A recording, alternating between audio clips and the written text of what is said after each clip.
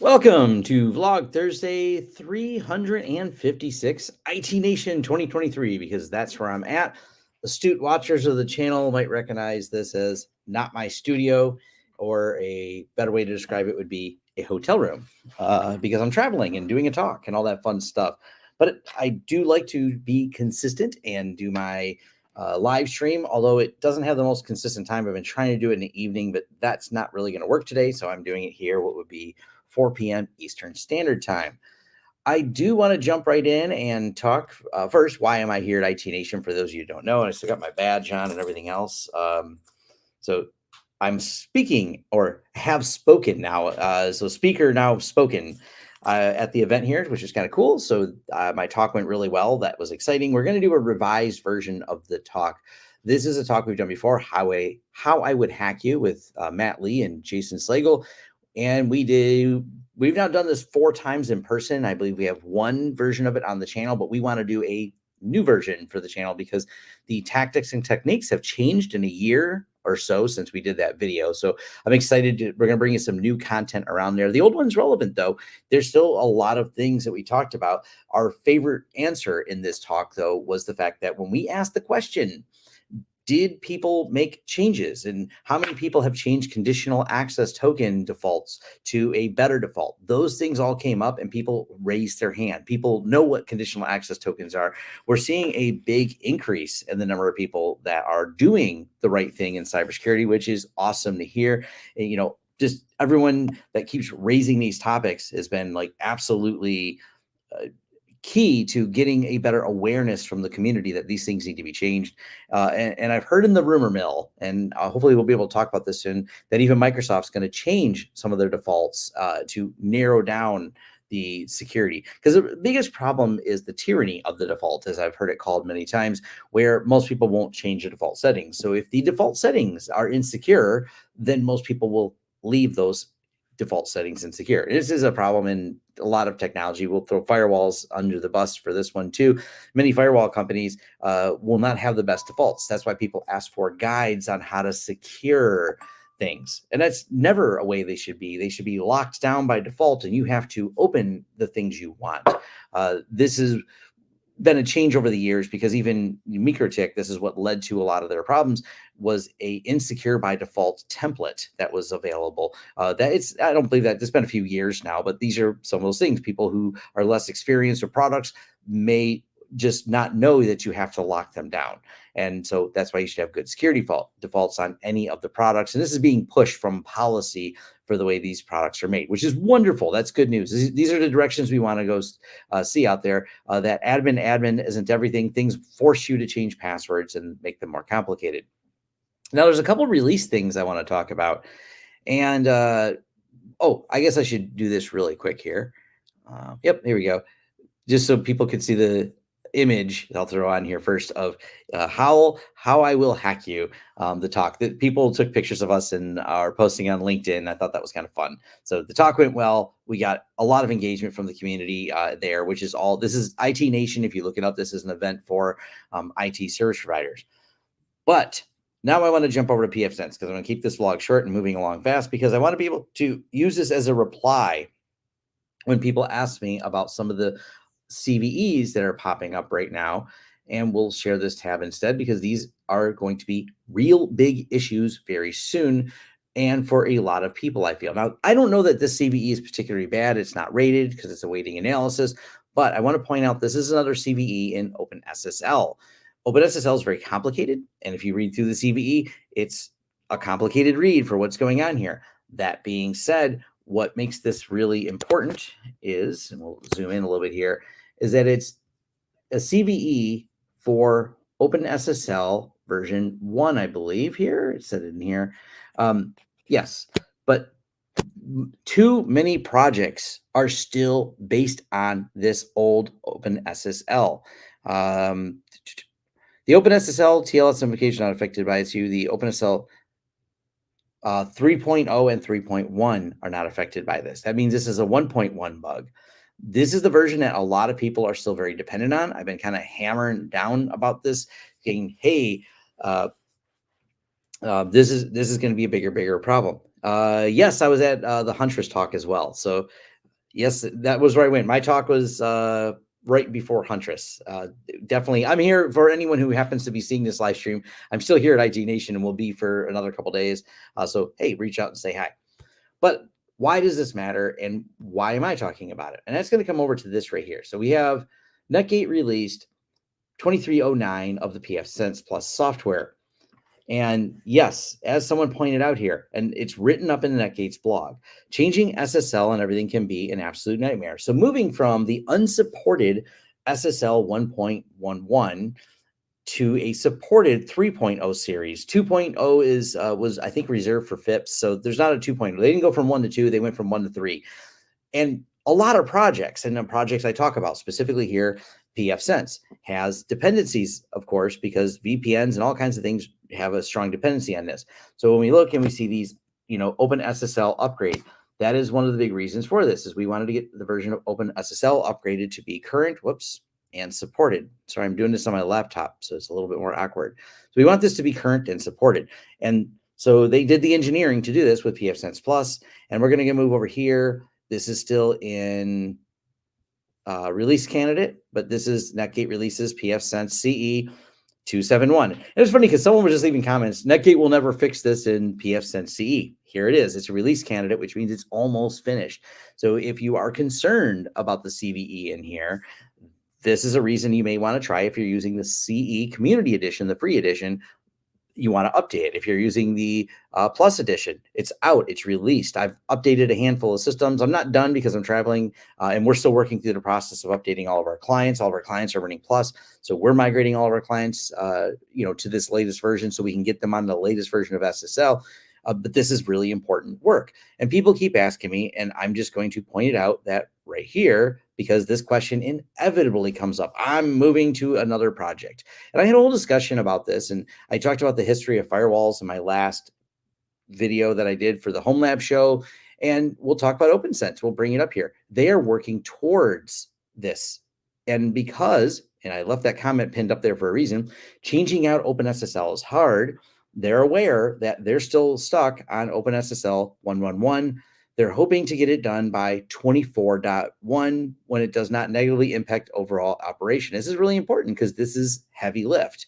And this is one of the challenges where when you talk about your firewall being the security device, and for all the controversy that is validly pointed at Netgate related to the way they, mishandled the home lab license changes and they didn't communicate them very well. Hey, I got a whole separate video about that. And people are like, well, I'm just going to switch firewall software. So I'm like, there used to be a lot of firewalls. And this was my home lab talk I gave. And maybe I'll do a dedicated secondary video on it where I dive even deeper into the history of all these firewalls.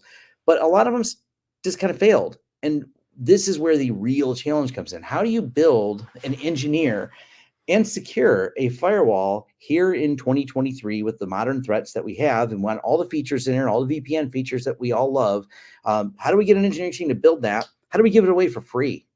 That's a real question. There's got to be some funding model to support a series of developers. And this is where they appear. My assumption is they're just struggling with OpenSense. And, hey, cool, you get your free firewall, but these are the challenges that come with this is, they are behind now. We all knew OpenSSL was getting deprecated, and Netgate had to put a lot of engineering, which is one of the reasons earlier in the year they jumped up to FreeBSD 14 because they're doing many of the commits. They are contributing back to the BSD project heavily and committing back to it. So OpenSense, he's not throwing shade at them. I'm just saying, hey, how do you want to handle this? In person asking me questions like, do you want to switch to OpenSense? I'm like, this is one of my problems. Can they keep up with? And I kind of look at this going, well, they're behind getting their security up to date. It's not that I'm trying to point out specifically like, oh, they're bad. Because by the way, this is a lot of other companies, but I want people to think about the ecosystem of what it takes to do the engineering needed to do it. And if the company has enough engineers to keep this going. And it's one of those things like I wanted to put this in a video because it's going to be a reply because I've explained this to so many people. What do you think about OpenSense? I've talked about it in my forums. And I said, this is where the project is going to suffer. And this is where we all kind of suffer right now for people who really want a free product, but also are really struggling the companies themselves are struggling to keep that product up to date provide the engineering for it, provide the support for it. And there's just a lot of challenges. And let me find Bates. I think they have a blog post on this I want to share with everyone as well, because this was a great discussion here. And let me pull up their blog post. You know what? I'll have to find it later. I did tweet it out. Basically, Bates, and they did post this in their forums as well. And it's basically, they're the people behind like CP&G. And they talk about some of the challenges of running an open source company and how you keep it going, how you keep it funded. It was a great post. And it's just a big, big challenge. I'm going to try and pull it up on my Twitter, because I think I posted it there too, of how do you provide for the community, get engagement, listen to people tell you how your product sucks, blah, blah, blah. Also never want to buy any subscriptions to any of it, but then keep going forward, pay a bunch of engineers and make it happen. This is just the overall landscape of challenges that come with running an open source project. So I just want people to always be thinking about that. Here, I found the link. I'm going to drop it to the chat here.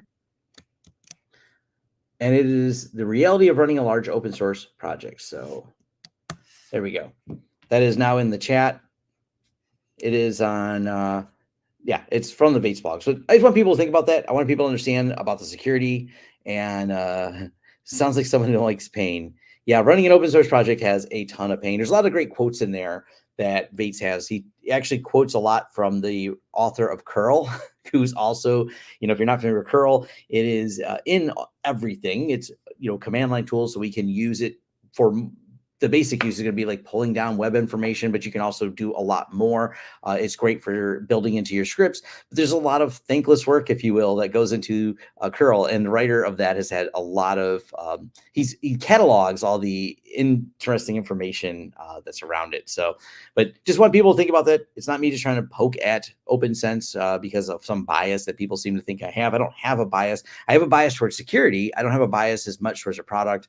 And when it comes down to, Netgate is still delivering on their promise to get OpenSSL to the latest version. So if you're on CE, try the release candidate. If you're on Plus, hopefully you've already tested and upgraded. And we've been upgrading systems to the latest one because we want to make sure all of our clients are secure that are running it. And that is always first priority when it comes to when I discuss firewalls, is how are these things secure? And broader, when you have anything that has a lot of public threat surface, you have to think critically about how good and secure that is.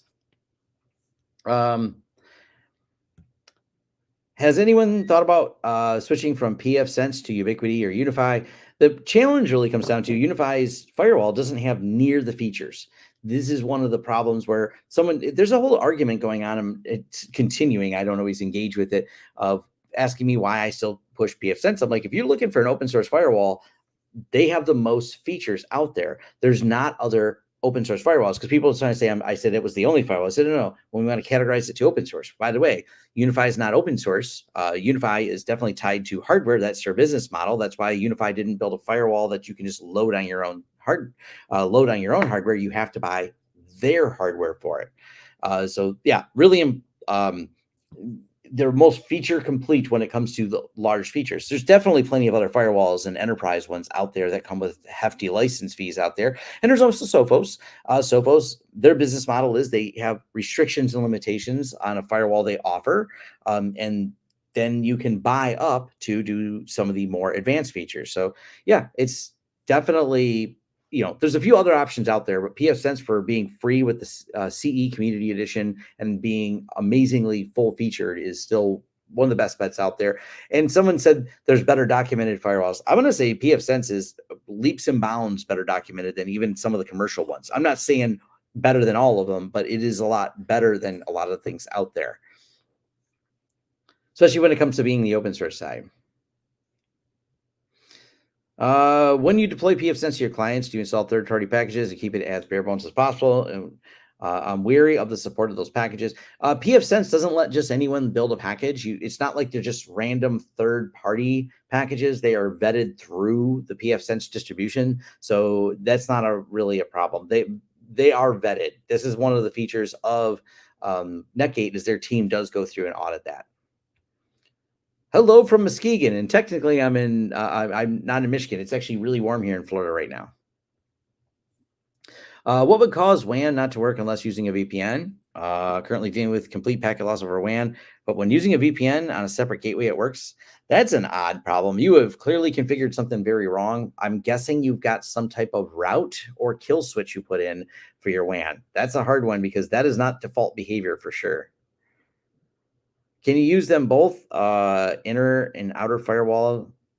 I mean, you can double NAT. It just becomes more to manage. You can set one firewall and another firewall behind it, but you now are double natting everything. So you create one a little bit of latency, not probably substantial on that, but you've now created complexity of having to manage two firewalls. Customer has a Barracuda firewall. Ever come across those? Yes. Barracuda is even one of the vendors here. I have a friend who used to work for Barracuda, but we don't see them as often anymore. But they're out there. Uh, the Barracuda mail server incident was really interesting from a security standpoint. Would be good device to replace the discontinued Cisco RV series VPN routers. Depends on the features you need. If you need features, start with features before you start with product. Go, what are the needs, and go from there. Like, I don't know that you're using every single thing on a Cisco RV, so think about the features. And pfSense is a good choice, but maybe you want some of the other commercial vendors. Start with features and expand out from there. I couldn't tell you off the top of my head the exact feature list of a Cisco RV system. Since rollback to CE, I'm finding I like being reacquainted with an old friend. I know I can't. Trust has always been there when I needed him. Yeah, pfSense CE just works. Can you explain to me how I need to set up mirror in TrueNAS when I have 2x18 SAS disks, as I can't understand each SAS disk has two partitions. You have disks that have two partitions? Wendell did a video talking about that. I have not done any drives that have. Are you talking about the ones that show up as two? I'm not sure. I'm so unclear on that. That's probably a better forum post. Anything out there will flag bad config in pfSense. Sure, there's a red teams, etc., but I can't afford that. There's not really. I mean, it's less. Most of the time, your pfSense problems are this: you're going to leave ports open. Scan and look for ports open. Look through your firewall rules. Look at the WAN rules on the public side. Those are your biggest enemies of, did we open RDP and then forward it somewhere? Did we have a NAT rule we shouldn't have? Those are the real ones. There's not as much that there's some nefarious config other than, did you leave the default password of some sort, or did you set it to admin or admin pfSense? It asks you to change it, but I have seen people change it back and then forget. Did you disabling admin accounts? Not a bad idea, because if they know or assume admin is the default, they might start guessing passwords at it. So weak passwords, it's not about checking as much the config against bad. It's more like, did you open a port? Did you do something with the VPNs and use by default, if you next and yes to OpenVPN, the default settings in OpenVPN are secure, but doesn't mean you can't change them. So did you downgrade to some deprecated? I believe it warns you if you try to do this. Like, it won't let you use some of the old ones. It gives you warnings. So you kind of you have to really force yourself into doing a bad one. So good evening, friends. Can I get your opinion between VPN or Tailscale? I have a video about it. It's titled VPN Killer because people called it a VPN killer. So I did, because I know it would get the clicks, but it's really an overlay network, which is really just another VPN. Tailscale is great. Using it now. Love it. No complaints about Tailscale. Actually, I just realized my exit node is still Tailscale. So this live stream is actually being routed through Tailscale right now as we speak.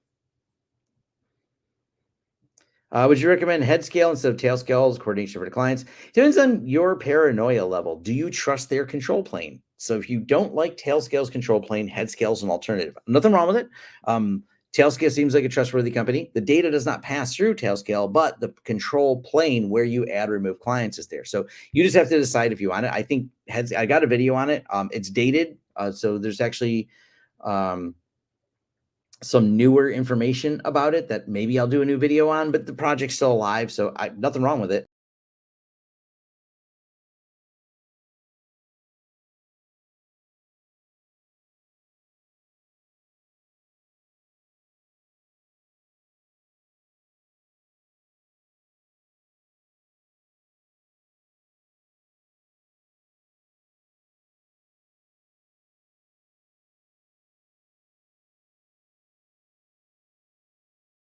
do this here. All right.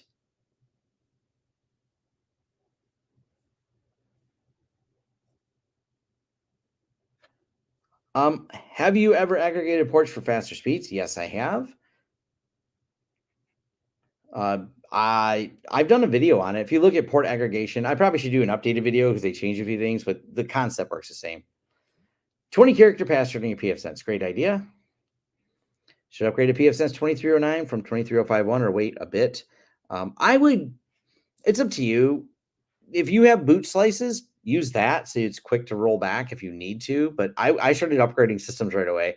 So far I've only upgraded like 4, but all of them have worked. But 4 is not a big test bed. More have maybe been upgraded by my technicians. I just haven't done it myself.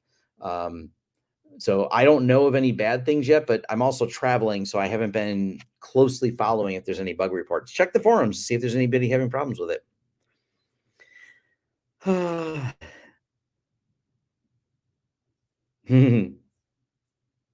Weird. Live stream happening with Troy Punts. Okay, I didn't know he was doing a live stream. That's cool.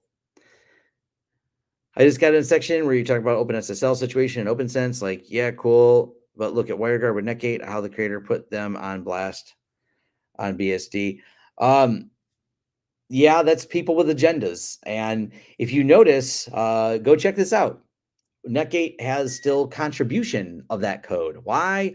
Because everyone said the code was so bad. Jason Domefield didn't somehow, I don't know the argument or politics between personal people, and I don't want to. That's not my thing. But the reality is, if you look at the code differences, he didn't rewrite it. He fixed some bugs in their code. That's why Netgate still has contribution for writing it.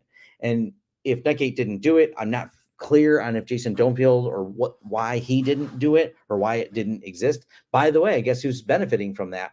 OpenSense plans to pull in the kernel one into theirs, and they're not the ones who wrote all that code. But hey, the cool is they get to benefit from it too. So you don't think the OpenSSL with CVEs in is a big deal? Well, we have different opinions on security.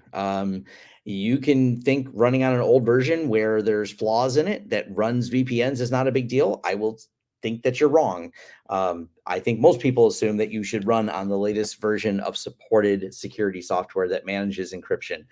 That's my opinion on it, but if you have a different one, you're entitled to an opinion.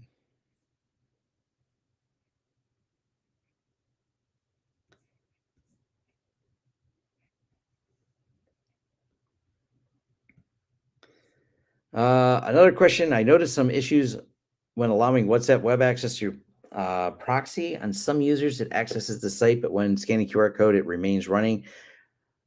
I'm missing some context here. I'm not sure of the question on that.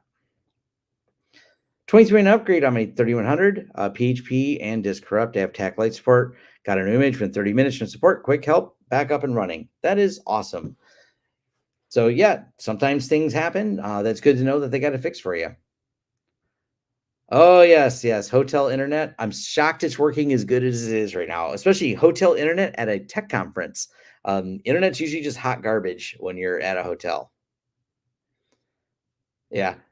I will point out that I took opportunity when I hit the back browser. I realized I was exit noding through my Tailscale, so I actually moved it to not. I didn't know if it was adding any latency, but hey, anything less of problems is my goal.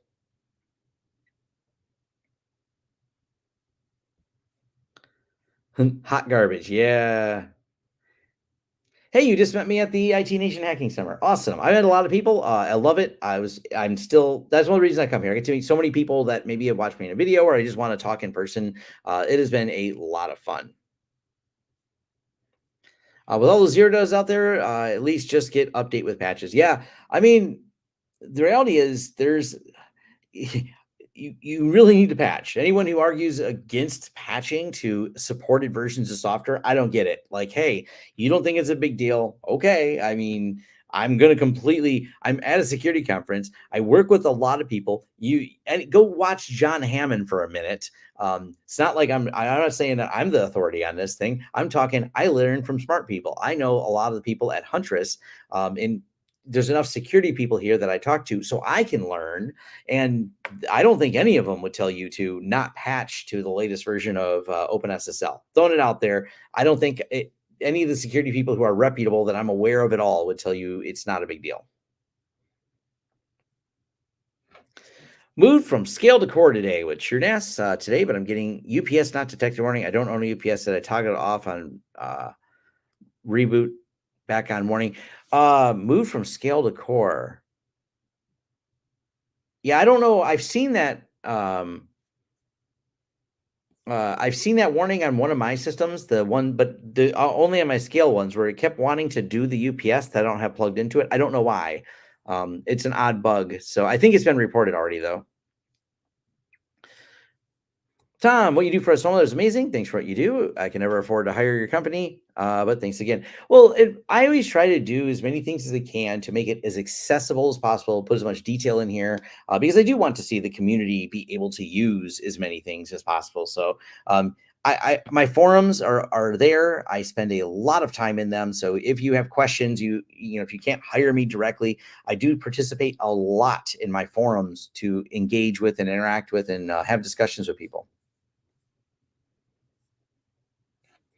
When setting up guest Wi-Fi, do you make the WAN IP different, or does that not increase security? It's a great idea when the client can afford this. For example, we did a medical facility, and there's like 6,000 people on the Wi-Fi. When we set them up, the guest Wi-Fi, just the guest one, we brought in a generic cable modem, in there. So they have a fiber line that runs the medical facility. They have a cable modem that handles like general internet, if you will. We put all the guest stuff on that cable modem. That way it's separate. It doesn't tie up the fiber. They don't have actually the fastest fiber, but they have a full SLA agreement and everything else with it. So yes, this is a great idea. Whenever this is possible, to take your guest network and put it somewhere else, not on your IP. Alternatively, if you have a lot of bandwidth and you want to wondering about another reason to use a privacy VPN, you can follow my privacy VPN video and maybe you set the guest network to go out the privacy VPN. That way it doesn't come out of your IP address. This will just save you problems when people use your guest IP to do something, or if they get a website blocked because of them doing something. If they block it by IP address for whatever reason, then they're blocking it for everybody, not just the guests. Also, funds. I don't know if I can't fully disclose everything, but we'll just give you some hints around this.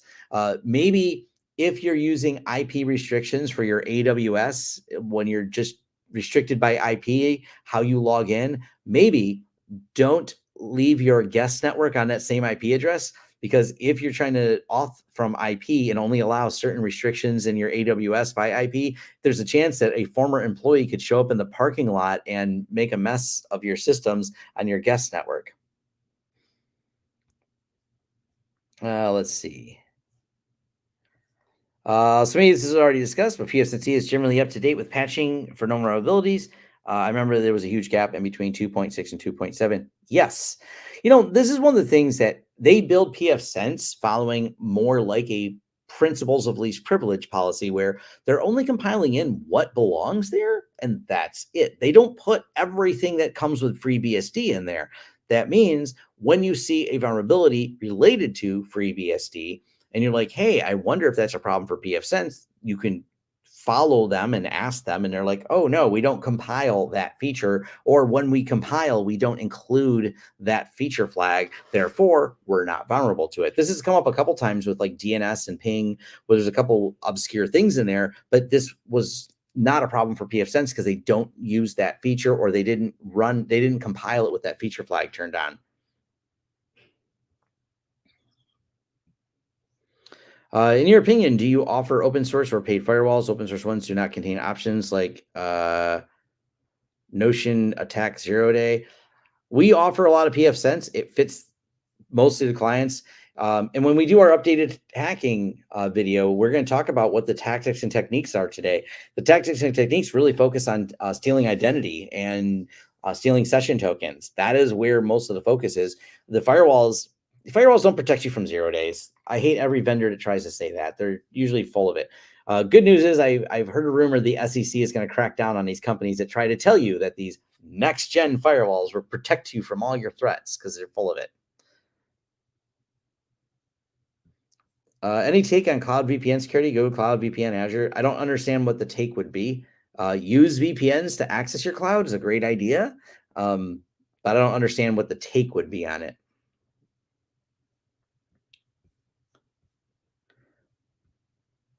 If I upgrade my 3100 something newer, can I restore the settings on a new device using a 3100 backup? You have to be careful about how the ports map, but the answer is yes. Netgate configs are portable between devices, even Netgate devices. So if you start on a Netgate device and you go to your own hardware, or if you start on your own hardware, go to a Netgate device, they are portable. Just gave you a great idea for networks. Awesome.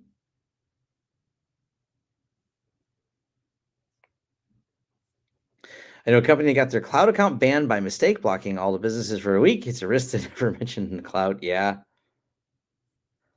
Okay, you went from core to scale. Yes, that makes sense because I know I got that VPN, or I'm sorry, UPS bug in scale.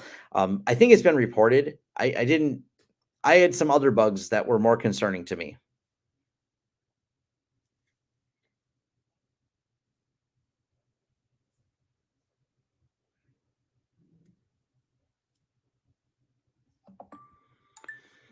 I do think security in general is important. I don't think OpenSSL. I think this OpenSSL is an outlier. I don't think the fundamental tool that runs uh, your security, like OpenSSL, is specifically tied into all the VPNs. This is really, to me, a big deal. We've had many OpenSSL vulnerabilities throughout the years. If you start reading through the history of those vulnerabilities, you're like, oh, wow, this affected a lot of things. And if you don't use VPN, yeah, it's maybe not a big deal to you. If you use VPN, it's a bigger deal. Now, that's where it really comes down to. And that's one of the reasons I think it's critical. It's not like it's some obscure, hardly used function, or you're only using it for like building internal certificates. If you were just using OpenSSL to build your internal certificates, okay, maybe not a big deal because they're not relying on it. The moment you say VPN, and I know a lot of people use VPNs, so it matters at that point. Like the latest video on UniFi VLAN changes, starting to think I'm not doing some things right and think keep changing. Wonder if there's a single resource explains the hardening needed.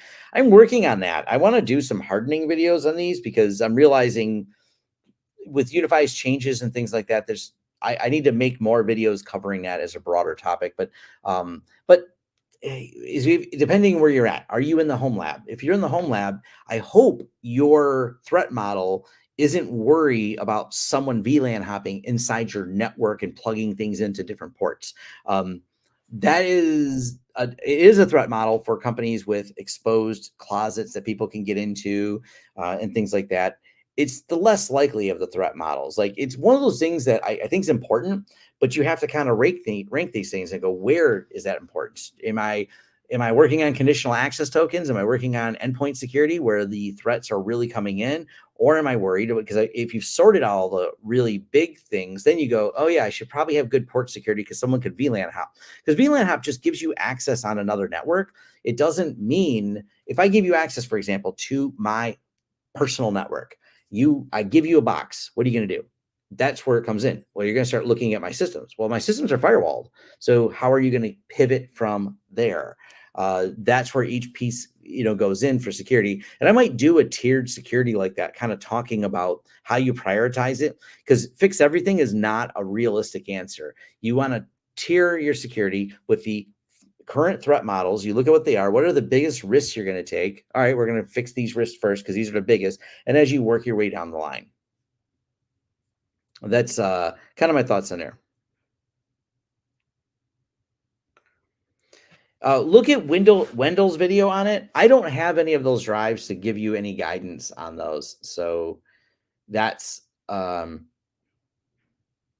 that's going to be something that Wendell's covered. I don't know if I'm going to buy any of those drives anytime soon to give anybody some insight on there. Wendell's the only person I know that even has a video on it. I couldn't even tell you where else. Wendell from Level 1 Techs, reach out to him in his forums. I believe he's got an explainer in his forums on it already. I don't have one, so I can't really do the video, and I would just parrot what Wendell said. I trust Wendell on it. Oh, yes, Heartbleed was everywhere. You look up the Heartbleed history, and then you go, oh, OpenSSL is a big deal. When will we get an updated video on pfSense installation and configuration best practices for newbies? I'm hoping soon I can work on that. UniFi for small business. I think UniFi is great, and they're huge in the small business market.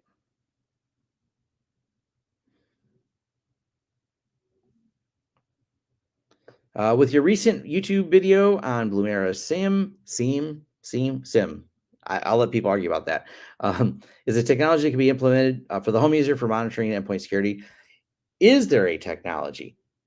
Blumera is not for home users first, so no, that's not the right one. There's not any easy tools for home users, and I don't think they're going to be, but I will give a shout out to like Windows Defender for people running Windows to be substantially better than it was. I got to meet the developers today for the Windows that are working in the Defender stuff. They have a new book out, and I might read that book. It was interesting. I had a good conversation with them. Windows Defender isn't what it used to be. It is a substantially changed and better product. So if you're running Windows, I'm going to tell you, you can get a lot of good insight on your system from that. And it goes better as you get to the higher tiers and the paid tiers of it.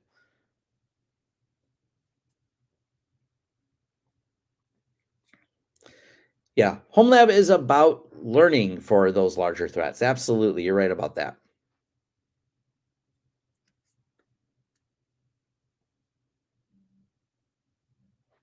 Doesn't UniFi support restricting ports? Yes, you can lock a MAC address to a port on UniFi. I mean, it's not a bad practice. It just becomes a tedious practice. That's the important part. Ooh, I actually will answer this question right here with a more concise answer in about 2 seconds here. I'm gonna sign in. I made a whole list of all the stuff I'm using with my I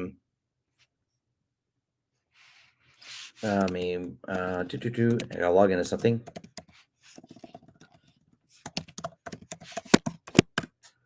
So many keys I gotta press to do that. Stupid long passwords.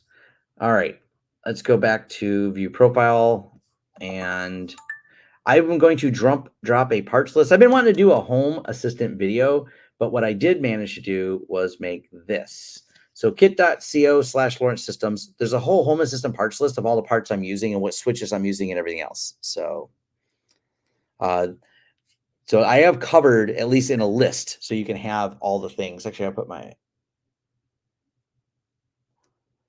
oh, I'm not doing it. A friend's asking where I'm at. I'm doing a live stream. There's apparently something going on. I'm not going to attend. Yeah, light switches, not network switches. So let me mute this phone too. I forgot to turn my phone off. There we go. Let's see. This is a Garmin watch. So I like the Garmin one. It's great. I don't know the model exactly. If you tweet at me or something like that, or one of the socials, I'll answer which model it is because I'll look it up. But I think it's a Venue. Actually, it's on my phone. This is I think it's Garmin Venue 2, or does it tell me what watch? I don't know. Yeah, Venue 2 Plus. There we go. Now you know which watch it is.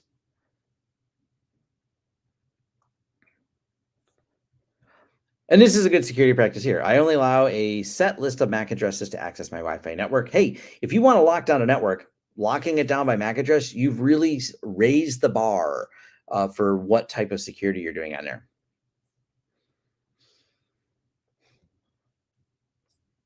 What is your favorite OS to run daily? I don't know. Pop OS works fine. So you have Wazoo is out there. So you got Wazoo and Security Onion. Security Onion is even more complete than Wazoo. Security Onion will also ingest from Wazoo. The challenge with both of those is there's a lot more complexity in setting them up. Wazoo's actually done a lot of engineering to make it better, but that it's one of those things. It's not set it and forget it. There's a lot of complexity with it.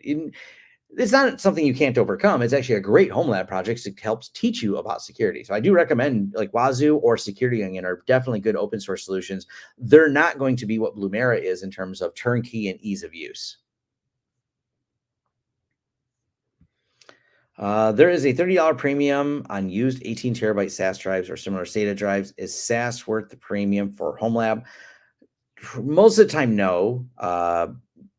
But I mean, you can get a better drive when you go with the enterprise drives, but does your demand on those drives really mean the extra spend? That's where you got to kind of think about it on there.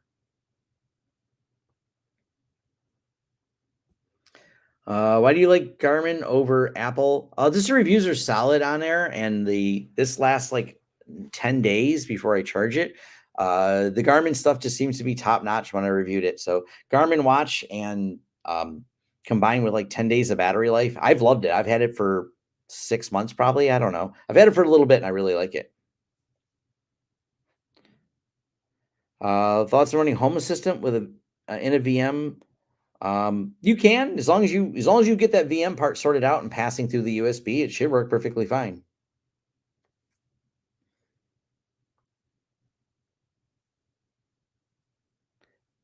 Yeah, say Wozniak. Oh, I didn't. He's in the hospital now here. Yeah, I hope the Woz is doing well. Wozniak is definitely an influential person for sure in the tech community.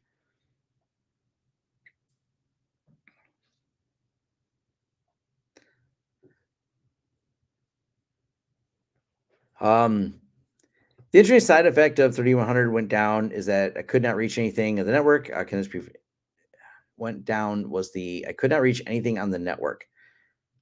I mean, not if the firewall is where things are being routed through, you're going to have a trouble reaching things through the network. If it's on the same network, it should work. But yeah, oh, I seen this too, and so people ask where my stand on ad block. Here's the problem. Um, we have to find a better revenue model. Just let's talk big picture. We're treating symptoms, but not the problem. I've heard it called the original sin of the internet is that we just copied the business model of radio, and then TV copied the radio business model of all these sponsored spots. So we start with radio. How are we going to pay for radio? We'll do ad reads. All right, cool. And this is newspapers have ad reads or things they sold. Then the radio had it. Then TV had it. And then we innovated to this incredible technology and got everybody the internet, and we still have ad reads. We haven't figured out a better model to figure out how to support all the infrastructure it takes to run a large scale delivery platform like YouTube. For all their faults, they're the best platform out there for creators. They're willing to give creators a cut to make it a good ecosystem. And but the other side of it is you're right. They're one of the few places that offer like a decent premium subscription.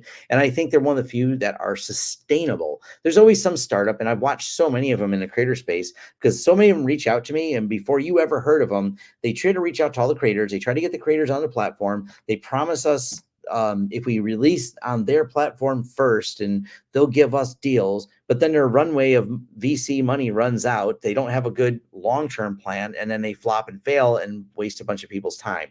So yeah, it's really challenging trying to compete and deal with a competitor. It's also look at Floatplane, look at some of the other ones out there.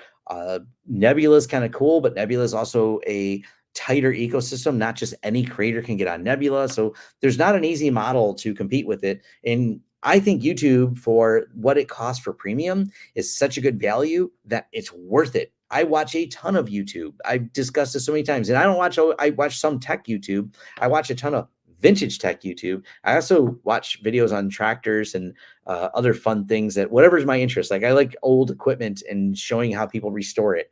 I like watching Adam Savage and all the stuff he does and all the crafting things. And for how little YouTube is, it's a better deal. I get better value out of that than I do out of things like Netflix, out of Amazon Prime, or any of those. So to me, it's like, look, it's what is YouTube Premium? $15, $16 a month.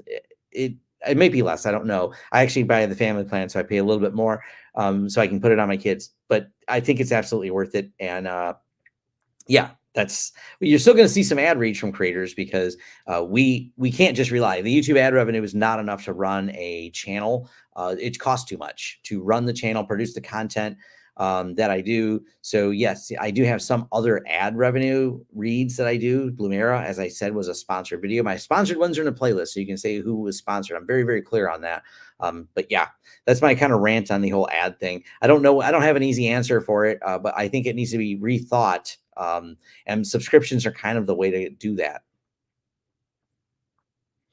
Will you be doing putting XCP-ng in your 45 drives home lab system? Probably not. I'm probably going to run this native with Houston on it, but yeah, I'll play. I may load it on there for testing, but it's not likely where it's going to live on there. This is more going to be a Linux system that does all the things I want it to do. This is going to be a Linux focused system with the 45 drives Houston software on there. And yes. Travis is an Apple fanboy. I can agree with that. The battery life is not great on the Apple ones. Yeah. When compared to the Garmin devices, yes. Internet killed the television star. There we go.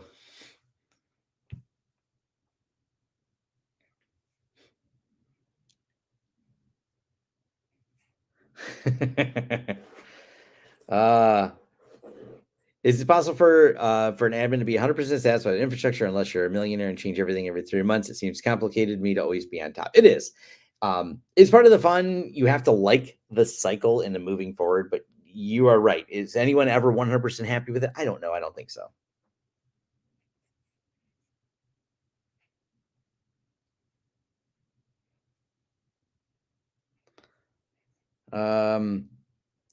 Have you looked at Nebula or Floatplane? They both look good, solid content. Nebula is not. You have to get an invite from Nebula. I can't invite myself to Nebula, so that's complicated. Floatplane turned me down, but my friends that are on Floatplane don't. I don't think they get a lot of engagement. I don't know that my content would get a lot of engagement. So much of my content is watched by people who don't subscribe, and because of that, the number of people that would probably watch me on Floatplane is minimal, and I don't know what other platforms you're talking about that are able to do it at the scale, but people don't realize the scale that YouTube operates at. Even Nebula, as big as they are, and some of the other ones, they're operating at like the 1 or 2% scale of a company like YouTube, and that's the challenge. Like, how do you have discoverability, large scale audience, and how do we build that? I mean, I'm all for swapping out for someone learning YouTube, but the other side of it is I haven't seen anyone who's actually built out the infrastructure. Matter of fact, one of the problems is the only people who could really compete at YouTube scale is going to be AWS. AWS is probably the only people with enough infrastructure and delivery to be a competitor to YouTube if they wanted to be, which, by the way, they've not done the best with Twitch where their infrastructure runs. So there's a lot of challenges. There's just so many challenges in it. It's not an easy task. I see other people saying 100% agree. Yeah, YouTube Premium is so inexpensive.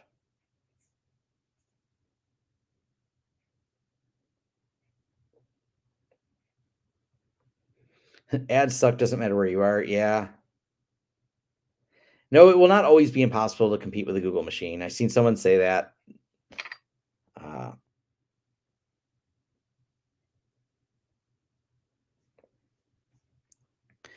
I'm using 3X Lenovo M920Q tiny PCs for my Proxmox VE cluster.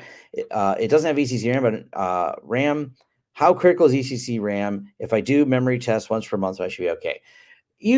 All ECC RAM is something that is going to catch the error if it happens. If there's a bit flip, there's something going on. Hopefully, it catches it and it doesn't crash. It's not something I would concern myself with. In the days of old, this was a issue because, well, things were less reliable. In the modern era, unless you're running things like financial transactions that need to be absolutely, like, you're running all the financial transactions for Visa or MasterCard, definitely got to have ECC. When you start talking about a home lab, it's generally fine. And most crashes if there's some crash from memory. Usually the system just crashes, you can recover it and then start sorting out. Do we have a pattern of behavior where this hardware is starting to fail? Do we see a common area where this particular system keeps crashing? For home lab people, most of the time it's fine. Matter of fact, we're really impressed. We actually have a Dell server. Granted, it does have ACC, but it's been running since 1998. It's still running a business right now, and we might do a video on that once we're finished figuring out how to recover, how to get it moved. It's still running. We're trying to get it migrated to some modern hardware and the data on it. Nope, I'm traveling right now, so I did not get to visit. I left the same day it arrived. So it arrived, I took a picture of it, I got out of the box, took a picture of it, and it's still sitting on a shelf. I have not had time to review it yet. Have you ever looked into Evo security? I have not. I don't know that I'll make a video about OpenSSL. I mean, I could talk about the history of all the problems found in OpenSSL, but I don't know what the video would be about besides the history of all the OpenSSL problems. Does the 45 drives home lab system have the anti-ransomware feature? You can put it on anything, so they could. I don't think they don't ship it with it, but absolutely it could have it. If you're using the 45 drive system and I did a video on this on their new ransomware fuse stuff. It's awesome. It's really cool. You can put it on whatever. So I'm not specifically going to use it on my server. I don't need it, but it's novel for sure.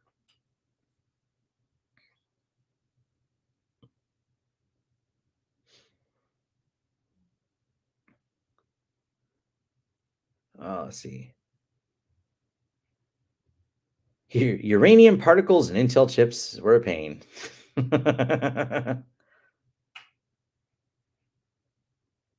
Yeah.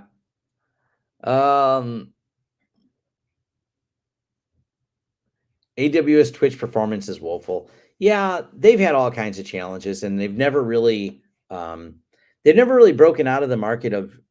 I mean, there's things they have on there other than gaming, but YouTube is still the big platform for things like DIY people. Me and some of my other people, the big discussion we had here at IT Nation with a lot of other technical people was like, I was talking to a guy about like, I got to fix something in my house. I got to look up a plumbing video. Pretty much YouTube is going to be the place where you're going to find those. There's just not other platforms that have that level of videos that you're going to be able to find. Where people can just easily upload, get it going, set it up, and say, here's a whole video on how you replace this on a thing. Matter of fact, let's go really esoteric. I had a specific furnace, and YouTube was the first result, and it was perfect. Someone did a video of a chip that goes bad, and I had a furnace that broke. I'm Googling away, going, why isn't my furnace coming on? And I don't want to call the person because it's at night and it's really cold, and I don't want to pay an emergency service call. And someone did a video like, hey, there's a solder joint on a chip. So I pulled the little circuit board out, and they were perfectly right, exactly where they said. There's a little solder spot, and I'm like, fix it, and boom, furnace is working again on just a simple circuit board thing. And then I went and followed some more videos on it and was able to find where you can buy that circuit board. And I ordered a new circuit board to control my furnace. And it's plug and play. It just has a couple little plugs I popped out, and I replaced my furnace circuits. I was like, that was cool. And once again, YouTube for the win on that one.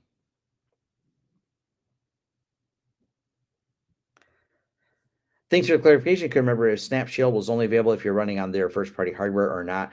Yeah, their whole SnapShield system, because it's just looking at SMB and Linux, it can be ported really anywhere.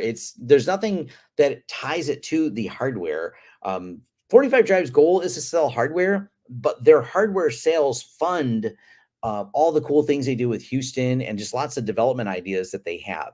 This is kind of back to that open source. Like 45 Drives is a company very committed to open source, but how do they fund it? Well, consulting. They offer consulting on Ceph and things like that. They sell hardware that brings them expertise. These are one of those things, as I talked about much earlier in this video, about thinking about how open source ecosystems works, how products get delivered, and how you build sustainability in those products. Maybe I asked this earlier. We're doing a video on 2309. It seems like a significant but straightforward upgrade for anyone not using OpenVPN.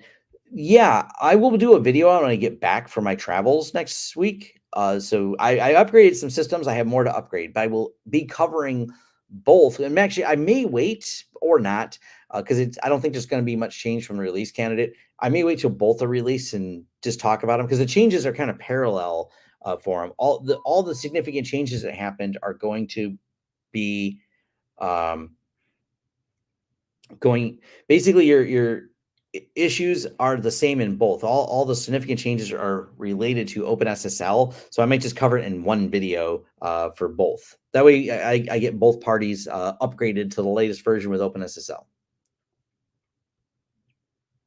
When I have a question, I often check YouTube along with Google search. Occasionally, I get desperate and ask Google Bard. Yeah. Fun fact about Google Bard, I I like it on my phone a lot. It will summarize things for you, and it turns out if they have stupid pop-up ads, kind of on the ad topic again, that make the trying to figure out the article hard, Bard on your phone will summarize things for you. Having Bard give you a summary answer, so I just know because I get it. They want you to click the link. You're not going to believe what this does, blah, blah, blah. Bard summarized link. Oh, they're just talking about a new feature on this. Oh, cool. Maybe I want to read, and that will determine for me, do I read the article and deal with the stupid ads in the article if I'm reading on my phone, or, I'd skip it. um, Recently you bought a MikroTik 6, reset button came off. Glad I learned how to solder. Yeah. Fix that bad boy right up. Yeah, and if you want to, hey, if you don't know how to solder, you can go over to YouTube. And I haven't looked at this in a long time, but I mean, there's a lot of videos, I'm sure, that would teach you how to be better at soldering and doing electronics. Um, I think WatchGuard's better than it used to be. I had my own biases against WatchGuard from their early days. I had gotten in an argument with their support team back in, I don't know, circa 2007 or 8. The fact that they're still in business means, okay, they must be doing something. I don't think they're necessarily a bad company. I don't have a lot of firsthand experience with WatchGuard. I used to hate the way they used a separate Windows tool instead of a web interface to manage it. So the early days of WatchGuard, and granted, I'm talking 14 years ago, I thought sucked. The modern WatchGuard has a web interface and everything else. So I don't think they suck like they used to.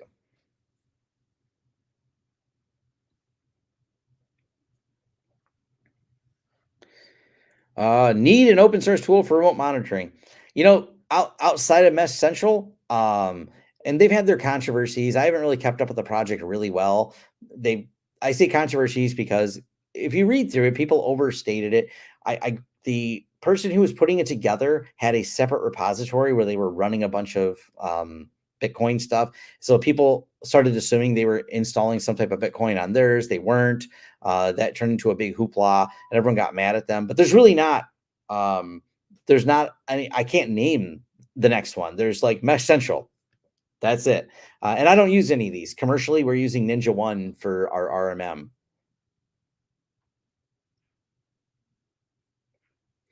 What do you think about the EU undermining encryption by forcing browsers to include government-owned CAs? I think that many companies will fight this. It's a bad idea. They don't suck like they used to. There we go. What do you recommend for a remote access tool? My company is looking at GoToAssist. We're still a big fan of Screen Connect. It's one of the best remote access tools out there. It kind of depends on all your use cases, but Screen Connect has been one of my go-tos for a while. I don't know if it'll fit your use case, but that's what we're using ourselves is Screen Connect. I haven't looked at GoToAssist in a very long time.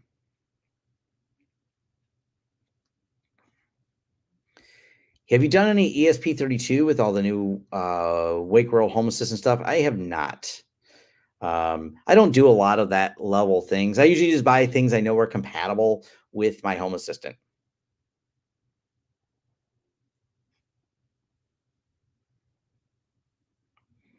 What do you think about the 45 drives HL15? I mean, I think they're building a premium product. So that's one of the things I'm going to be covering with it is if you're someone looking for the cheapest deal, you then don't look here. If you're trying to build on the absolute budget, it may not be the right product for you. If you're looking for a premium product for the home lab, and you got to figure a chassis will last you years. So you may swap out the motherboard a few times and a few more times and the power supply a couple times.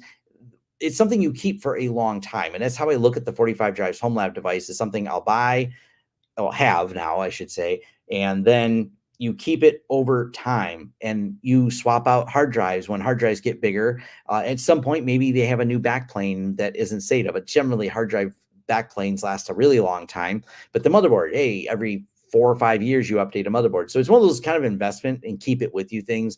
That's one of the reasons we like it. It's for people, not just YouTubers, but people who go, I'm doing well in tech. I want my lab to have some premium things in there, and I don't really necessarily want to buy an old used server because it's noisy and pulls a lot of watts. Matter of fact, I talked to some people. It's like one of my friends, and he's quite well off, very. And it was funny that he's like, I don't even know why I keep so many of these. He had like three, I think it was R640s. They're fairly new. They were, bought used, but he's like, yeah, I probably increased my electric bill substantially, and I'm not even doing much with it.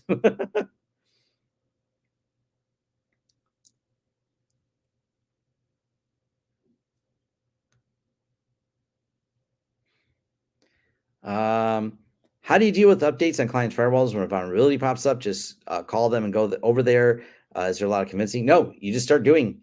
You have to schedule it. You can't have downtime. You measure the risk. What's their risk surface? How fast we need to get this up to date? But yeah, you just start updating. If we're in charge of managing those firewalls, we get them on the schedule to get them updated and coordinate with the client because, well, firewall updates do generally require, not always, but generally require to reboot the firewall. And if they require us to reboot the firewall, we're going to have to work out when we can reboot that firewall. And you have to know this ahead of time. When you engage with your clients, these are things you have to know. Can I update the firewall at 6 o'clock, 7 o'clock, 8 o'clock? What times are those business closed? These are things you establish first with a client.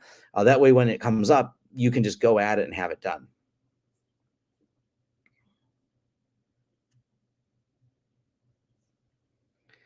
I'm not a big fan of Fortinet. I think they really need to refactor a lot of code. I think they've been fixing a lot of code. But yeah, I'm not a big fan. Their history is kind of sketch. I see people recommend Rustdesk. The thing I point out when you're talking about a remote access tool is a very specific, very important thing here. Please make sure that it's been security audited. You don't want to find a flaw in there that causes a problem.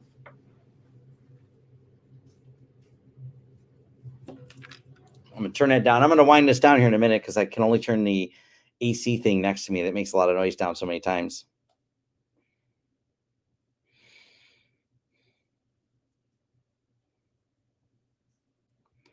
What do you use for voice control or Home Assistant? I don't use voice control for Home Assistant, so I don't care about talking to my devices. I prefer things like presence detection to turn things on and off. I like automation through either presence detection or time of day or event happening. I have like lights that come on if it detects a car or a person in my driveway, but not a motion detection. So I like those type of automations. I don't really like talking to devices as much. That's me though. I'm not telling you not to do it. I'm just saying I prefer not to do it.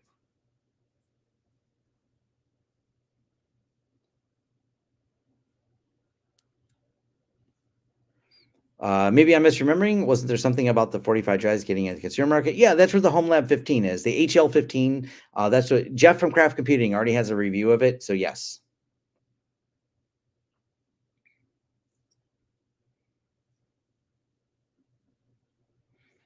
OpenSSL 3 on FreeBSD is still in beta. No, you are mistaken about that. The OpenSSL is not in beta. Now, FreeBSD 14 has it, I believe. I don't know if is 14 still considered beta, but Netgate is part of the kernel development team, so they're also honing it in. So it's not that the betas are a security concern here.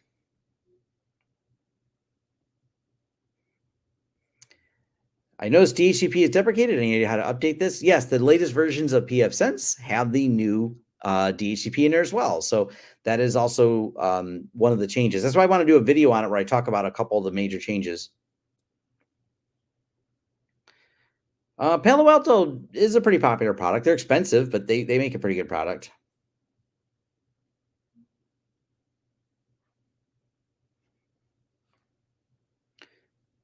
Microwave radar for detecting the presence of humans. It's super efficient with Home Assistant. Neat.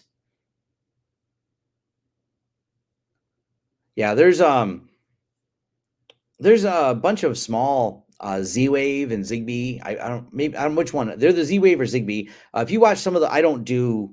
I'm not going to do, I should say, a deep dive on every Home Assistant device, but I will go through because I remember watching a few of the channels. I don't remember them off the top of my head, but they're the ones that come up at the top of YouTube usually. There's a lot of good. There is a lot of good channels out there for Home Assistant and people who like have dedicated channels to talk about how to set things up, which devices to use. When I do my Home Assistant video, I'll reference those other channels because they were helpful in me learning Home Assistant and me understanding which things to buy. So yeah, I'll be covering that. I mean, go on YouTube. They're easy enough to find. There's a couple big channels really dedicated to it. I don't think there's enough information for me to really answer the question about the dual actuator ones. I think they're novel. I think there's some cool features on them. They're not tested in the market very well, and there's still some trickiness to setting them up. Wendell has a video on it, and I defer to him on it because he's actually done more testing than I have with them. OpenSSL 3.2 is beta, not OpenSSL 3. That's my understanding as well.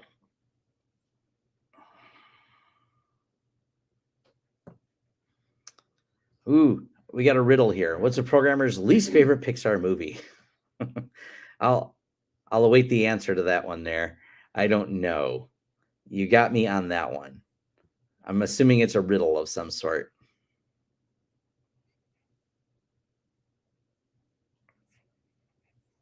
A Bug's Life. Okay, I definitely like that joke. All right. Well, I'm going to wind this down here. I have some stuff I'm going to go do. I got to go head back down and attend the event and all the fun stuff that comes with it. So thanks everyone for joining. Awesome having all of you here. Look for some upcoming videos when I get back on everything from the Home Lab 15 to all the pfSense updates. And in the meantime, update pfSense and reach out to me in my forums and everything else. So definitely, if you want to engage with me, when I'm not doing videos, that's where I do a lot of posts. If you have a more in-depth technical question, the forums, either my forums if you're asking me a question or the forums related to the product, are definitely great places to go. So thank you everyone for being here and take care.